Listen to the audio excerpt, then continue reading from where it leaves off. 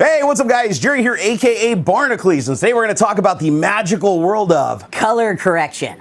Now, for those of you that have no idea what the hell I'm talking about, color correction is where you take a device like a monitor and or a screen and you calibrate it so that it's displaying red, green, and blue and every other combination of color, contrast, gamma, luminance. Go look all those words up. I don't even know what half of them mean. Anyways, you pull them all within a specification. There's several different specifications, but certain things have one specification, other things have another specification, whether you're a photographer or whether you're printing something on a printer or whether you're calibrating for a movie theater or a lit environment. There's all these different standards and practices used to calibrate these screens, and it's seriously a giant confusing black hole. But today I'm going to make it simple for you guys because, well, I'm a simple person. I'm going to attempt to demystify the process so that the average user isn't scared to death to go and buy a colorimeter or a spectrometer, which is a device used to measure the color and luminance output or light output of your screen. Also, the particular unit we'll be using today is the iDisplay Pro from X-Rite. This is pretty much the creme de la creme, best thing you can get in the consumer world. It gets a lot more expensive and a lot more complicated the further you go up the chain. But as far as consumer and prosumer, this is the cat's meow because it also does ambient light sensing, which we're going to take into account today because I edit in a room that's full of lights. I don't edit in the dark, which is ideally what most people do. I like to edit in the light. Because I'm afraid of the dark. Actually, there is a little bit of truth to that. Now, the reason that color calibration is so important to creators more than people that are consuming content is because the creator needs a starting point that is the same across everything. These are these standards. Like when you hear stuff like Rec 709 or sRGB or Adobe RGB. These are standards for color and luminance that basically tell you how, if you produce content on one screen that is calibrated for that and you display it on another screen that's calibrated for that, even if it's a completely different manufacturer, size, everything, you're going to experience the same thing that the person that created the original content wanted you to experience. Now, if you want to do like Samsung and LG and every other TV manufacturer on the planet and apply crap loads of dynamic contrast and blow the reds way out of proportion to make them look almost fake just to catch your eye in a video store, yeah, it looks cool, it's great, but you're not really experiencing the content the way it was meant to be experienced. But that doesn't really matter if you're just watching content and you enjoy the overall experience. That's perfectly fine. I'm not judging you for liking massive amounts of contrast and huge amounts of brightness and having it look completely different than how the artist intended it to, because at the end of the day, you're the one that enjoys it. However, if I calibrate my screen that way to where it's all blown out with contrast and make it the way that I want it to look, that goes way outside of the specification, now when I create the content and I pull all the little knobs and dials in my editing software to make it look a certain way, now if you have a calibrated screen, it's going to look completely wrong. And you're not going to know the settings that I had on my screen when I was doing the editing, so you're never ever going to get it to look exactly how I wanted you to see it. Easy, boy. Not even joking, the first take I did, I knocked that over and dumped coffee everywhere. It's on my Instagram if you guys want to go and troll me. So anyways, the goal today is to get my screens calibrated to what is called a Gamma 2.2 standard. It's basically similar to sRGB or even Rec 709, which is what my camera is shooting right now, because even the camera has a color space that it uses to represent the colors that it's picking up in my room. Case in point, the reason why it's important to have a screen calibrated is so that the recorded footage I get on my camera looks the same on this screen as it does on the screen on the camera. That way, when I'm getting everything set up and I'm monitoring it and I make the adjustments to the camera, I'm doing it to a standard so that I ensure that it looks the same everywhere. I made a huge boneheaded mistake. I calibrated my screens originally for something called BT 2020, which is basically like the new HDR standard, yada, yada, yada, yada, yada. I told you guys I was going to keep this simple. And to be honest, I really don't understand it that well. But anyways, this Rec 709 standard has been around forever in the color space. When I changed the camera from the BT 2020, which is this big new shiny thing, over to this 709, guess what happened?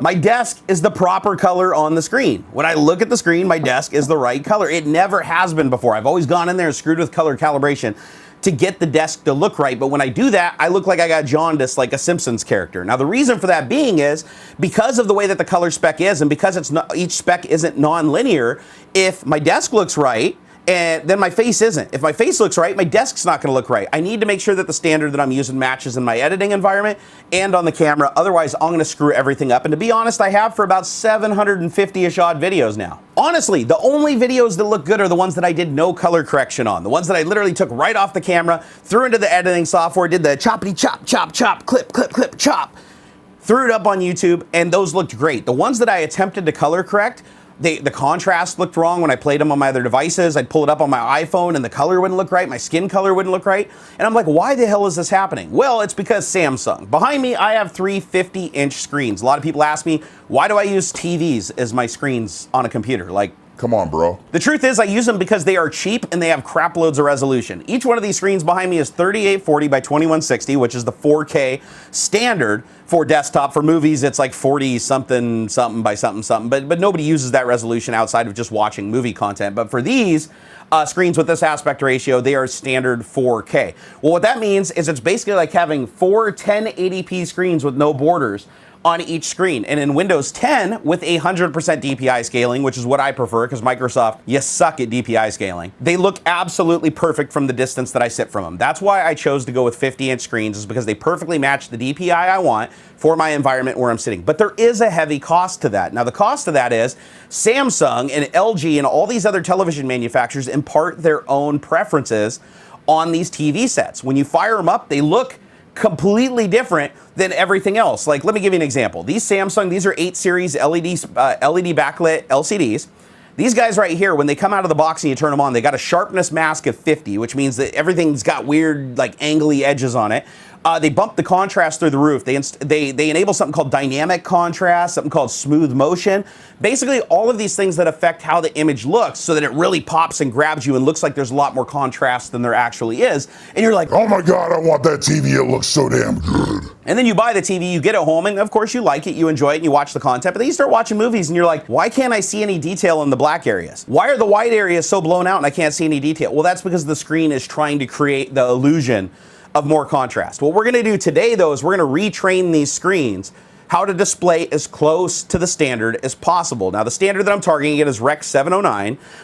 However, when I'm working with screens in a lit environment, the recommendation always is that you do this Gamma 2.2 thing. Again, I didn't go really deep into it. I just did the calibrations and compared what I had on the camera versus what I had on the screen, and it was balls on accurate. well, at least 95% balls on accurate. I've yet to get any of these screens do better than 95% conformity, but before the calibration, they're like not even in the ballpark. Also, before we continue, I know we're gonna be using the i1 Display Pro. This device is pretty expensive. You can get a current price from my Amazon affiliate link in the video description. However, I will have links to other less expensive spectrometers that work with the open source software we're using today. As a matter of fact, we're throwing the software away that comes with this thing, and we're using a purely open source program called DisplayCal because everybody and their brother says it's the best. I've tried both pieces of software, and it's pretty obvious that the color accuracy that I get with the open source software is better than what they're shipping in the box with this amazing colorimeter, and I found that kind of hard to believe at first. But just be warned that the cheaper the spectrometer, the less accurate it's going to be, and the longer it's going to take to calibrate. With this, we're never more than 10 minutes to do a standard calibration. I've heard that with some of the color spiders that are out there, some of the other ones I've linked, that it can take several hours. But again, once you're calibrated, you only have to do it once every couple of months, realistically, or if you change the lighting or color temperature of your room. Also, I know it might seem rather obvious, but if you don't have the money to throw down on one of these, just call up one of your photographer friends. I guarantee if you have a friend who's a photographer, even an amateur photographer that owns a DSLR, I guarantee you they have one of these spectrometers laying around that they probably haven't used in ages. Seriously, just borrow it. All right, so let's get started. Okay, so the first thing that I want to show you guys is this is my color calibrated screen. I've already done the calibration on this one earlier, and looking around, you're like, okay, you know, that looks okay. And I can't do screen capture for this because screen capture is not going to show you the color that's displaying on my screen. And again, with the white balance set on this camera, you should get a good idea, but it's not gonna be perfect, just a heads up on that. But this is the color calibrated screen, you can see there. Now I'm gonna go over to the screen that's set to factory default. Now, again, it's not the same image showing, so I just want you to see that it's very, very contrasty. The blacks are a lot more blacks, the lights are a lot more lights, the saturation is more on the colors like the red on this one versus this one. But let's go ahead and make it a little bit more exaggerated. On the color calibrated screen, here's a picture of me in front of your guys' favorite tech tuber, Jay's 2 cents there. I'm gonna go ahead and pull this over to the uncalibrated factory default screen so you guys can see the difference. Now look at my shirt. It's important to look at the shirt. It's more dark and contrasty. Now, some people may prefer this image and the way it looks, but the problem is the screen is imparting that. That's not how the image was originally shot. Now, as a content creator, I get to pick how that looks, and my expectation is when you get to view it, it's gonna look as close to that as possible depending on how you've tweaked your screen to look, but it's gonna impart your own likes onto it before I do it. Now, if I put it on there and you display it and you add more contrast to it, then it's gonna look even more contrasty than what you would generally like. I hope this is making some kind of sense. You can also see, this is gonna get a little weird when I zoom in here. Let's see. So look how sharp the little hairs look on my face. Look how sharp my teeth looks here. Let's go up to my eyeball. Look how sharp that looks by default and the way the color looks. Now I'm gonna drag it over and give you a little bit more of a close-up over here. You can also see, look at the difference in the shade of gray on the bar. Now I'm aiming I'm altering the camera so it's pointing straight at the screen so you can see the difference in that as I transition. It's actually pretty dramatic to my eye, but again, I don't know how well this camera is going to pick up this stuff. I've never shot a video like this where I'm recording the screen for any kind of accuracy, but hopefully you guys can see what's going on. Let me go ahead and drag it back and forth a couple times. I'm angled equally the same on each screen because these screens the angle of attack does change the color. You want to be straight on. But looking at them at the 45-degree angle that they're coming in, and well, it's actually less than 45 degrees, but you can see if you look closely that there's some differences in the color. There's a lot of difference in the contrast. It's a lot of detail is missing from on this screen. Look at Jay's shirt. Almost all the details out of his shirt. You bring it back here, you can see all the little lines and everything in it. So again, not really sure how this old Sony is gonna represent this, but take my word for it. Okay, now before we go and download the screen calibration software and I show you guys the hardware device and how it actually works, altogether we need to get the screen back to the most default setting possible and then go through and disable everything. Now I did an entire video on how to do this with televisions, specifically Samsung's, how to go through and enable game mode to drop the latency, disable all internal processing, restore all color back to factory default, and for all intents and purposes, turn the screen into a dummy panel because we want the graphics card and its color lookup table to control how things look on the monitor. We don't want any of the internal processing on the screen to do anything. This also applies to computer monitors. A lot of modern monitors from like Acer, like the Predator, you can go in and you can change color temperatures and everything like that. Try to get the color temperature to a warm setting or 6500 Kelvin if you can select the Kelvin. Try to get it there and go in and disable as much of the internal processing on the screen as humanly possible. That includes sharpness masks, blurring masks, anything in there that might remove noise or claim that it's digitally removing noise. As a matter of fact, most TVs have a Clearview noise filter that pulls noise dynamically out of the image. You do not want any of that because remember, you're editing content, you need to see every single defect possible. You don't want the TV hiding that while you're editing. Otherwise, the end result that other people are going to see is going to be completely different than what you produced. Now, if you want, you can use the buttons on the screen, but I prefer to just use the remote control with this. But if you have a computer monitor, it might just be button driven. But let's go ahead and just get into the menu system here. Let's see, where's my menu button? There it is. Okay, now that I got the menu up, I don't have to be so close to it so I don't activate all these screens. Okay, very first thing you want to do is you want to reset back to factory default settings. Again, I did an entire video on this. So let's go ahead and click this. Come on, there we go. Okay, go down. All the way to the bottom, all the way to the bottom. It's gonna be different if you have an LG screen or a Sony screen, but regardless of what HD TV you have or monitor you have, you should be able to go in and reset it back to factory default. So yes, reset. All right, now we're back to factory defaults. Now we get to do all the magic. First thing, we're going to picture options. We're gonna leave the color tone at standard.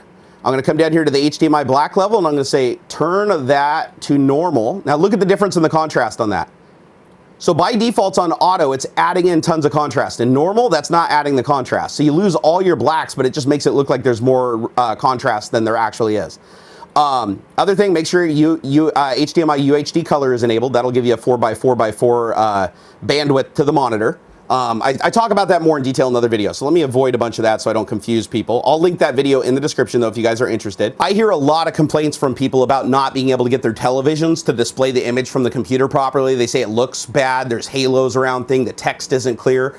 All of those things are your TV imparting things on the signal. If you follow my tutorial in the other video, you will eliminate all of those and it will look every bit as good as a dedicated computer monitor. All right, so back to the settings. I'm hand holding this, guys, so I apologize for any shake.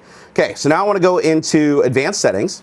Then in advanced settings, disable dynamic contrast. You don't want it at all. See how that dynamic contrast, can you guys see the difference? When I flip between those on the case, you don't want any dynamic contrast. You want the monitor and the graphics card to work together. You don't want the TV trying to make stuff look better.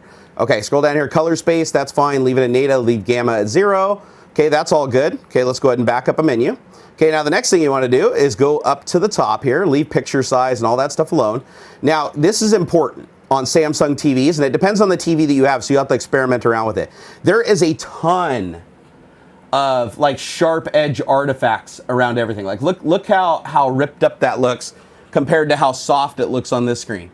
Now the reason for that being is it's over sharpening an image and the computer's already sending it perfect data on how to make the image look exactly like it's supposed to. That's to compensate for blurry video or up-resing of 1080p to 4K. We don't want none of that crap. So we're gonna go ahead and just turn sharpness down to a 0. 0, all the way down. Come on, all the way down. There you go. There we go. Okay, now look.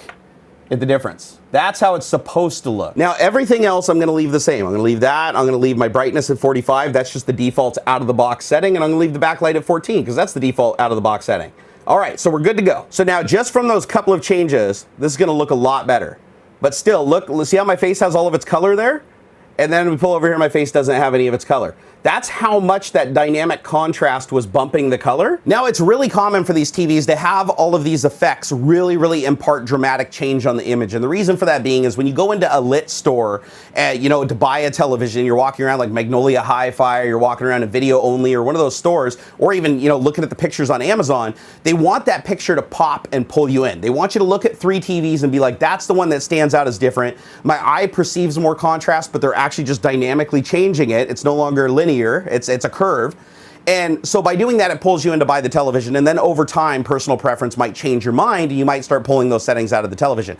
It's literally just a ploy by all these monitor manufacturers to make their monitor look better out of the box immediately. So you're like, wow, that's a huge change. But realistically, it's a fake effect. And it's the same deal with computer monitors. Unless you buy a monitor that says that it is sRGB calibrated or it's certified for like Adobe RGB or Rec 709, if it doesn't say right on the box of the monitor that it's already been factory calibrated to that specification, I can guarantee you it's going to be off by quite a bit on most screens. Especially the cheap ones. All right, so now we've come to the fun part. This right here is the device from inside of that box. Sorry I didn't show you the unboxing. I literally took it out of the box like 2 years ago. This is the i1 display from X-Rite. Now you can see on the front it has a big lens. It also has felt around the edge so it doesn't scratch your screen because this is literally going to be sitting against the screen. It also comes with a weighted anchor that hangs over the back of the screen so that it can dangle in front without pulling the cable down. But one of the cool features about this that most of the little spectrometers don't have is you can flip up this little guy, flip it around and put a cap on it. Now it becomes an ambient light sensor so you can measure the color temperature and how many lumens are in your ambient lighting. This is important when you're calibrating screens in a lit environment. If you're in a dark room, it doesn't matter. But in a lit environment, you have to bring up the brightness of the screens to compensate for the brightness of the room and how your eye adjusts to it so that if you edit something in a bright room, it doesn't look super overly bright in a dark environment when somebody's viewing it. So this is a really key feature of this that most of the other ones don't have. All right, so now you need a program called DisplayCal. Now this software is completely open source and I've linked it down in the video description. Simply go and download the software and install it, and don't worry, it's safe as long as you get it from the link that I provide. I'd be very wary about downloading it from places like Softpedia and other places where people just tend to put malware in software and redistribute it. Hoping that some dum-dums like us will come along and click on it. I also would like to state that the cord on this thing is only about 6 feet long. So if you're like me and have the computer way away from the screens, or you're color calibrating, say, a projector set up in your room or a mobile device and you want to get further away from the computer, you're going to want to get a USB extension. But you don't need an expensive one. It's just USB 2.0, nothing fancy. Get an extension. It's going to help you out a lot. And like I said, I didn't really mention this earlier in the video, but this is a threaded hole on the bottom of this device so that you can connect it to a tripod because it is capable of color calibrating projectors as well as flat screens. Okie doke, let's go ahead and plug this thing in. Here's my USB cable. Our device is now plugged in. Now I'm gonna show you how to position it on the screen here. All right, so this is the display that we're gonna be calibrating. Since the middle one is already calibrated, just so we can see them come into spec together, let's go ahead and open it up. You wanna make sure that this is not covering the lens, okay? You wanna make sure that it's open so that you can see the clear lens. Now what you're gonna wanna do is you're gonna wanna make the weight slide up and down the cable until it's about half the width of the screen. It's also important that you get this thing in the center of the monitor because especially on televisions like this that are so big, you'll find that the color and the brightness can drop off to a certain extent as you get to the side of the edge. Also, just the edge deflection from your angle of viewing can affect the brightness slightly. So you want to calibrate everything from the center point of the screen where you're looking most of the time. All right, so we're just going to dangle this over the top. It's just a weight. We're going to go ahead and drag that down. Okay, that's about right. I'll make it a little longer. There we go. Doesn't have to be flawless, but you just want to be in the ballpark.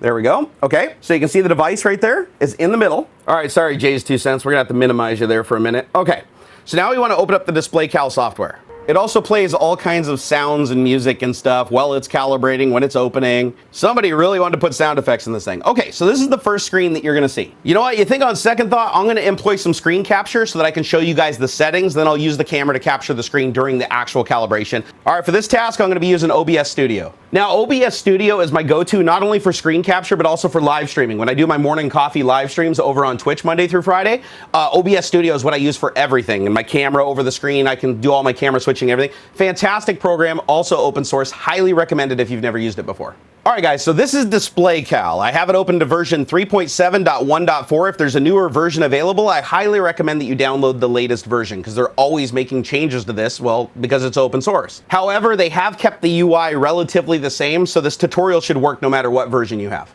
All right, so the first thing I want to do is select the monitor here from the drop-down that we want to calibrate. Now, I've already calibrated my primary monitor here, so I want to calibrate the one to the right. Now, the way that you tell which one is to the right is by positive resolution versus negative resolution. See how this is negative 3840 right here? Let me see if I can give you a little cue there. 3840. So that's going to be the one that's to your left. The one that's positive is going to be the one to your right. So just remember that. The one that's most negative is going to be your leftmost screen. The one that's most positive is going to be your rightmost screen. That's kind of how it works. And if your center monitor is the primary, it's just going to say right here, and you'll know that you've got a left and right on either side. Also, we're not going to get into it in this video, but you can also calibrate Resolve. You can create something called a 3D LUT for Resolve, which is an editing program by DaVinci. Or it's called DaVinci Resolve, and it's from Blackmagic Software. There we go. That's how it is. It's free for everybody. If you want a free editing suite that's the industry standard, best color correcting suite there is in existence, it's free. Unless you pay, you can pay for the pro version, which has noise reduction and different outputs and codecs and stuff. But for all intents and purposes, for anybody that's like amateur or even all the way up to pro, the free version is just fine. You can do web at localhost. This one right here is so it sets up a web server that does the color calibration. That way you can connect to that web server from any other computer or device that you can't directly connect it to, and you can do the color calibration from that. So it's a very, very robust software, but for this purpose, we're only going to be calibrating monitors. All right, so we've got the rightmost monitor selected here. Now I'm going to select my instrument. It already detected it's the iDisplay Pro, the i1 Display Pro. Now over here where it says mode, just leave it in generic LCD. There's also refresh LCD, but if you don't know what technology you have, just leave it at generic LCD. There's also a ton of other boxes here. You'll see there's white level drift compensation, black level drift. Just mouse over these and they'll tell you when they're necessary to be used. But just hover over them if you're interested. If you have an OLED screen, you have to do things slightly different than you do from most conventional LCD screens. But you'll get through it. Just select everything. Leave your output levels at auto. It'll automatically figure it out during the calibration. However, there's full range RGB and TV RGB. Most TVs don't display the entire color range. They don't because of the broadcast standard. So by calibrating to one of those others, you might have more perceivable black contrast or less perceivable black contrast. But it's such a little difference. It's like I couldn't even tell the difference, honestly. The other thing is the correction factor. This little drop down is the correction. You can come in here and see what technology you have. I just leave it on auto. That's what I leave it on auto, but like for instance, if you have an OLED, it's going to select, this OLED, and these are basically all the corrections that it's going to add onto your device so that it can properly calibrate it. Like for instance, an OLED isn't emitting light the same way as an LCD does because an LCD has an LED behind it pushing light through it, much like a gel or something to color the light, whereas an organic LED is actually producing the light itself. So it can throw off these little devices, and they just give you options to compensate for that and correct for it, so you don't have to go buy another purpose-built device for that screen. All right, the next thing we're gonna do is we're gonna move over from display and instrument over to calibration. So just click next here. Now under calibration, what I want you to do is leave this stuff default, okay? There's one thing we're gonna do in here, and I'm gonna show you, but I want you to largely leave it default. So your observer here should be the CIE 1931, 2 degrees. Your white point, just leave it as measured. Your white level, leave it as measured. Black level, leave it as measured. Because it just means that it's going to determine it to the best of its ability on its own based on the standard. Now for tone curve, down here you can do sRGB, you can do Rec 709, depending on what you want to calibrate the screen for. Unfortunately, most modern screens aren't going to get anywhere close to being full Rec 709. I mean, unless you have a really expensive monitor that's designed to display the entire color space, you're probably not going to be as well off as going with Gamma 2.2. So select Gamma 2.2 if you're in a lit room. If you're editing in a dark room, try Gamma 2.2 and then change Gamma to 2.4 in the box next to it. I know that's a little confusing. So this box, 2.4 if you have an OLED or you're editing in a dark room. Everything else, just leave it 2.2. And if you don't like the end result or you don't think it's representative of what you want to see and things aren't matching up, come in here and tinker with things until it is. Now, the one thing that I do in here is an ambient light level adjustment, because I have a ton of light in this room all the time. I never edit in the dark. And even when it's dark in here, I still have light from the screens themselves because they're so ginormous. Even if I bring up a white screen here, it's like a giant LED panel shining in my face. So I have to make sure that the ambient light of the room is rather high to counter that. So what I'm going to do now, and this is critically important, okay? Critically important is before you proceed, make sure you shut off any light that you're normally not using. So I'm gonna go ahead and shut off my Elgato key light. I'm gonna go ahead and shut off my Aperture light storm lights in the background. So now, looking around the room, the only lights I have on are the ones that are on the ceiling. This is generally how my room is lit. Now, you might be going, wow, it's pretty dark in there. No, it's actually light. There's a lot of light in this room right now. You don't see it because I turn on the extra light so that I can lower the ISO on the camera. So what you see is a normally lit room, but it's really like solar flare levels of brightness in here. So again, it's critical you turn that all off, because on my last attempt at making this video a week ago, I left all those lights on and I couldn't calibrate my screen because it literally could not reach a brightness level that can compete with all that light in the room. Another thing we're gonna notice is if you can't get it to hit the brightness target from the measurement from the device, that means your screen just isn't capable of getting bright enough to represent that color space in that much light. And in that case, you're probably gonna wanna start taking the light level in your room down a little bit while you're editing to get it to a point where your monitors are capable of displaying all the colors and brightnesses properly for the amount of ambient light you have. Now, if you have a dark room and you edit in a dark room, even your crappiest screen is gonna hit its light target. Okay, so we want to take a light measurement. What I'm going to do is I'm going to take my device here. You guys can see this is the iDisplay. Now I'm going to flip it around. I'm going to take this little guy, flip it around. So now it's over the top and push it down so that it latches. You don't want any space. And then once it's down, I'm going to set it right here on my desk pointing up. So I'm just going to stick it right there. And you want to put it just on your desk pointing right up because it's going to be measuring the ambient light. It's not looking straight up. It's just measuring the ambient light in the room hitting that sensor on top. So now what I'm going to do is I'm going to go back into the software. And it says Lux, right next to this Lux, ambient light adjustment, enable that. And it even has text when you hover over. It says to perform a viewing condition adjustment when the computer's calibrating curves, tick the checkbox and enter the ambient light level. Hold on here, what does this say? You can also optionally measure ambient light. It's supported by your instrument. Yes, so that's what we're gonna do. I'm gonna change this. I'm gonna go ahead and click measure ambient. Wait for it. Okay, it says make sure the cap's on, so click OK. And snap the picture. Okay. It also says, do you want to set the white point to the measured value? I usually just push yes here because I don't understand the white point directly. I didn't really notice that much of a difference either way, so I'm thinking it calibrates out the same. But I'm going to go ahead and set my white point the same because it's basically going to calibrate the color of the screen to the lighting that's in the room. So the measurement that it pulled in was 223 lux. All right, so let's position the device back. Again, take the cap off. It's critically important that when you put it on the screen that the felt is exposed. You definitely want to be able to see the felt exposed here. Stick her back on there, get her kind of in the middle. So that's a little close-up of what the device looks like. It's sitting completely flush against the screen. Okay, so now we're gonna click the button and go to Create and Profile. So this is the next button. It's gonna open up a little window that looks like this. Okay, so now what you're gonna wanna do is take this box right here and you wanna drag it under the sensor. So you want to see that little crosshair in the center? You want to get that under the sensor best you can. Doesn't matter, it can be off by a little bit. And then once you have that, you're going to click a button right here that says Start Measurements. So let's go ahead and click that. Now when you click that, it's going to pop up this window right here, and it's going to start showing little color patches underneath the device. So there you go. You can see how much the angle changes too. On LCD screens, the angle changes everything. So you want to make sure that your monitors are tilted in so that when you turn your head, you're always looking straight on at the center of the screen. Unless it's an IPS panel or it's OLED, in which case it doesn't matter. But for these old crappy TN panels, it can change the color. So when you're editing, always look straight on. All right, so now you can see here, you can hit a button that says Start Measurement. So what we're gonna do is we're gonna click that. And as that's running, it's going through the measurements. So there's red, green, blue. It's testing the capabilities of each of the LEDs to display color. And when we come over here, we get this little chart. So the goal is before we start our calibration, we want to try to use the screen's internal settings if you have them. All right, so first order of business is we want to get the red, green, and the blue all lined up here and the brightness. You can see the brightness is already dead on. So without the colors changing. So now we want to use the internal monitor settings to try to alter those and get them all lined up until they're green. Once they are, we'll start the calibration. So again, we're going to jump right back into the menu. So here's the menu. Now you notice the menu is covering the sensor. So now you can see the colors are really out of whack. So what you want to do is make sure that when you're making adjustments that the menu is not on the screen. So if you can't move the menu, like on mine for instance, I can just push enter and it moves it down to the bottom of the screen so I can adjust it. Well, the patch is viewable.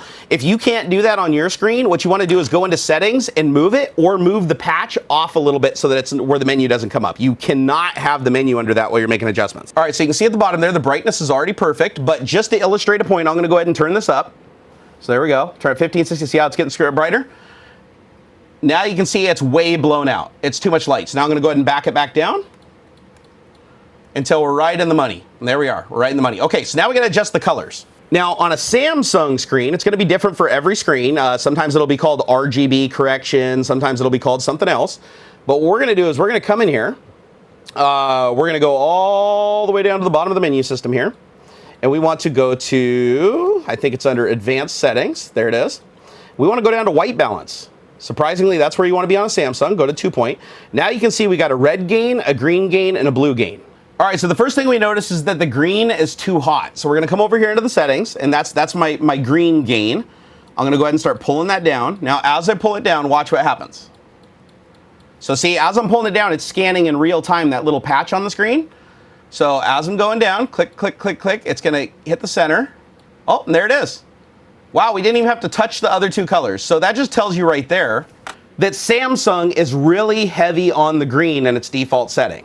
So once you have the confirmation on screen right there where it's all green and it's happy and the luminance is where it's supposed to be, okay, we're ready to start the calibration, but I want to say one more thing before we do that I think is critically important that I don't believe I've mentioned yet, and that is make sure that your screens warm up for 30 to 60 minutes before you do the color calibration. The reason why this is critically important is when you first turn on your TV, sometimes it takes 30 minutes for the brightness level to come up, for the backlights to hit their full potential. Sometimes it's the opposite. On my screens, they start up with 100% brightness and they lose up to 12% of their brightness before they stabilize after about 45 minutes. So make sure your monitor stabilizes. Now, the way that you can actually make sure that it's stabilized, if you're not certain, is put the sensor against it while you're on that screen and just wait, and it'll keep track of the delta. It'll tell you where it's at, where it was when it started, and how far it's deviated from that. Wait until it's stabilized for a good 10 or 15 minutes, and once it has, that's your calibration point. So like for instance, see how when I dropped the green color here, it dropped my brightness way down? Negative 12% right there. So it's gonna tell you how much brightness you've lost if you just dangle it and just leave it sit for a while and it'll stabilize. One other piece of advice that I'd like to give you that I haven't seen in any of the other color calibration videos that I've ever watched, and this is critically important and I stumbled upon it, was I couldn't figure out why my monitors were losing 13% of their brightness. I thought that was absolutely absurd. 13% is a hell of a lot of brightness to lose.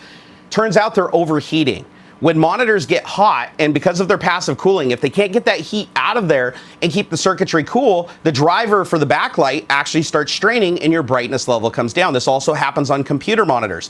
I ended up adding active cooling behind my screens in the form of a Vornado fan that's blowing some air back there, and I was able to get the brightness from a 12% loss to only an 8% loss. That's a pretty big difference just for adding a light breeze over it. You can also use the Arctic USB fans. I've linked those down below. You just plug them into the USB ports on the back of the television itself, and it'll get some airflow over the circuit boards. Again, it's critically important if you have the screens up against a wall or you have the screens like I have with a vaulted ceiling. That heat just gets trapped behind the screens and it stagnates. So there you go, active cooling on monitors. It actually does make a difference that can be measured rather easily. All right, so there is one thing left to do. So you'll notice when I dropped the green down into spec, I lost some brightness there. See how my brightness is no longer where it's supposed to be? So I got to get that back. So I went ahead into my backlight setting, and I'm going to go ahead and just up that until I hit my target again. But you'll also find that you can actually do some fine grain tweak using the brightness setting also, not just the backlight setting, but the brightness setting of your television. Okay, so we've done all the legwork now. All that's left to do is stop the calibration, which I already did,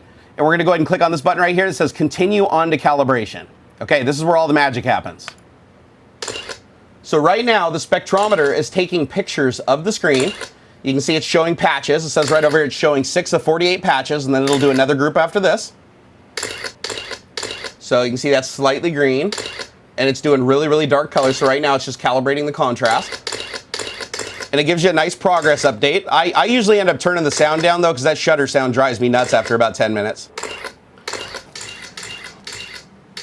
All right, so that's calibrating in the background right now, taking picture after picture. Now, again, like I said in the beginning of the video, if you buy the cheaper spectrometer, this can take literally hours to do. This is one of the fastest ones there is on the market, and that's why I can just go snap, snap, snap, snap, snap. It's awesome. Okay, it's moving on to the second one. You hear the sound change? So it gives you progress updates the whole time it's doing this and tells you what it's doing. Gives you the whole step-by-step. It's kind of fun to watch. The end result when you calibrate the screen, you might be like, oh my God, it doesn't look as good as it did before. Just realize that you were used to how it looked before. Your own personal preferences and dynamic contrast and all that stuff made it look like the screen had more of a range of color than it really did. And you just became accustomed to that. If it doesn't look the same, give it a day or two, watch a bunch of content, not just your stuff and playing games, but watch videos on YouTube and stuff like that.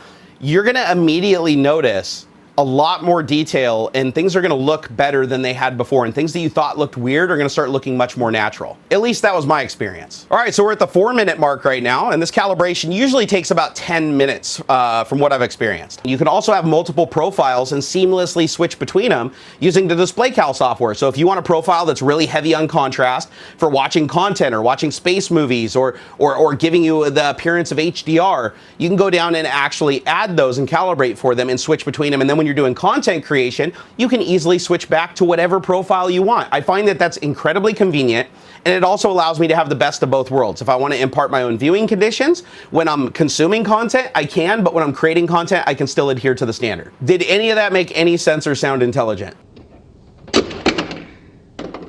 No! You guys didn't see that, did you? I have to do the calibration again. I'm not going to put you guys through that because I knocked the thing off. It's showing a mistake. Now this time I'm going to try to not knock the sensor off the screen. So we actually learned kind of a cool lesson by doing this, and that is if you do knock the sensor down, don't just pick it up and put it back on, cancel the calibration and start it over again. Because if it even gets bent off the screen at an angle so that it can pick up light off axis from the screen, or if it falls down on the desk, you're not going to recover from that. Now see, had I not had this colorimeter, I'd probably be pissed off because it only takes about 10 minutes to calibrate with this one. Whereas if I knocked it off 4 hours in with like a Color Spider 4, I'd probably be pretty mad. So again, price versus performance. It's common with everything. Also, while we're waiting for this final calibration, why don't you guys go give me a follow on Twitter? I'm at Barnacules. I'm also on Instagram at Barnacules. I'm on Patreon as Barnacules. Also, if you guys are wondering where I've been for the last 2 months, I've been suffering from some physical problems related to blood clot that brought on me having to lose a bunch of weight. A bunch of mental stuff also happened with me. I cover that all over on my Patreon. I kind of wanted to keep it out of public view for just the people that actually really cared about it and just stick to the technology and stuff that people really enjoy here. So I just wanted to throw that out there if you guys are interested.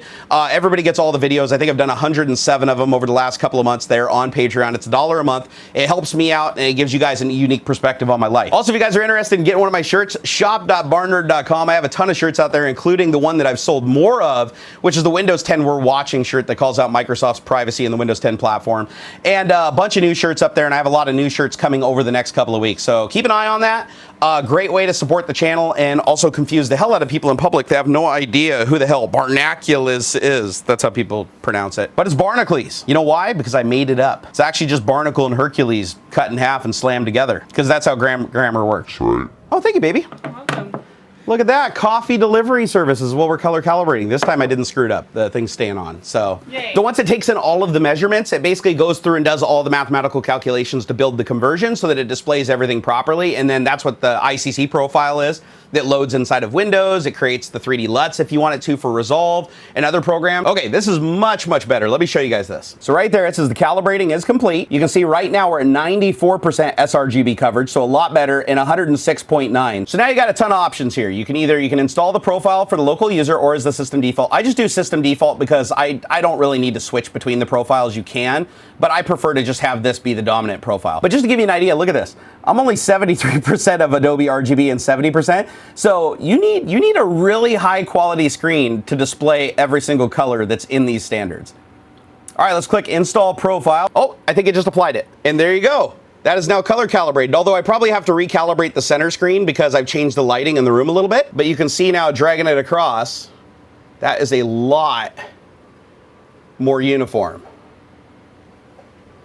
And now colors are displayed properly. Although also keep in mind that this camera is changing the aperture and stuff like that. Now keep in mind, using a little camera like I am today to record the screen in addition to the screen capture isn't an ideal way of showing you guys. The human eye is gonna show you the difference far more than a camera that's constantly changing its own settings. And also keep in mind that unless you color calibrated the camera itself, it can also impart and embellish in same colors in some ranges. So you may not be seeing things exactly as I'm perceiving them, but I'm hoping that you can see that there is a noticeable difference between them before and after you apply the new color profile. I hope that you guys have a wonderful day. Also, come over and check me out Monday through Friday when I'm live streaming over on Twitch. I know a lot of people are like, why don't you live stream on YouTube? I just like to break up the live streaming and the video production because I'm in two mind states when I do either one of them. If you'd like to buy this spectrometer or some more inexpensive options, I have them all linked via my Amazon affiliate, which helps me out if you purchase the product using that link down in the video description. I hope that you guys enjoyed the video today. If you did, you might enjoy some of my other 750 videos that I've uploaded to YouTube over the last 9 years, including 3D printing, how to program, racing simulation, flight simulation, virtual reality, anything to do with computers, anything to do with gaming. It's pretty much full on ADHD. If it's nerdy, I've probably touched on it at some point. And if you enjoyed this video, you'll probably enjoy those too. Also, make sure you're following me on Twitter at Barnacules. That is by far my most active social network and then some. I probably should seek some kind of addiction therapy for that, honestly. And I've also got a Discord server, which is linked down below. So lots of different ways to get a hold of me. Lots of ways to see what's going on behind the scenes and in the background. I guess you could call me an open book. Be it a fat one. Oh my God, I finally made a video. Let's see if I can do it again.